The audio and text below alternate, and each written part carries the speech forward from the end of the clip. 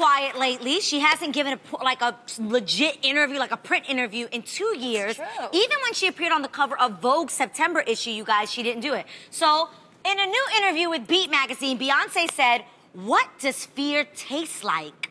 Success. I have accomplished nothing without a little taste of fear in my mouth." And I love that. Yeah. And I love her. Yeah. Talk about a fearless woman. So, Tamar, do you think that fear can be a great motivator, or, you know, or does that come with getting what you want? Like, do you think that's a good motivation? I think it pushes you, you know, to the next level. And that's when you see your limitations. Like, okay, like I'd be scared to dance every single Monday though, right? But I mean, because I'm scared, it makes me want to be that much better. Yeah. You know what I mean? I think fear like gears you into greatness. Yes. Yeah. And I think it also helps you become a better person. I was reading this book called The Artist's Way, and they actually have an exercise that you have to practice something that you fear every single day. Oh, wow. Mhm, That's because good. when you realize that you've overcome your fear, you actually become more confident and you become a better person. Yeah. So I truly, truly believe in what Yes. Beyonce is saying. Okay. Yeah. I agree and I disagree, okay?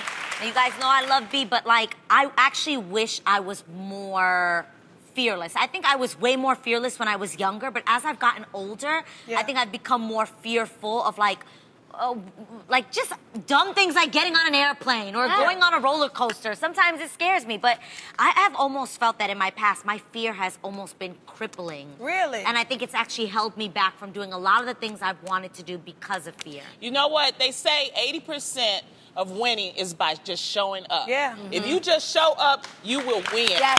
You know, I agree. And I always say that, like, when I'm, like, if I get, like, a job, like, I didn't want to do Fashion Police.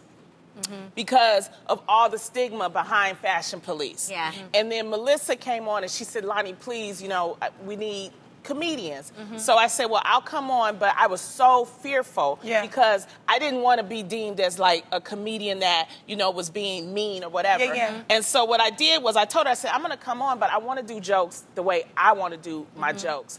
And when I did that, it took away that fear, because I had that fear initially, that first joke and how people were going to take it. But once I did it, it was like, because I showed up, I was okay, and I was able to push through the fear just because I show up. So if you have fear, just show up. Just show up. agree. I need to show up. One of the scariest times in my life was deciding on whether or not I was going to pursue the dream of being like a style expert, being a television correspondent, because those jobs don't pay. You might get booked one day and then you go through a whole month and you don't get. Television is very fickle.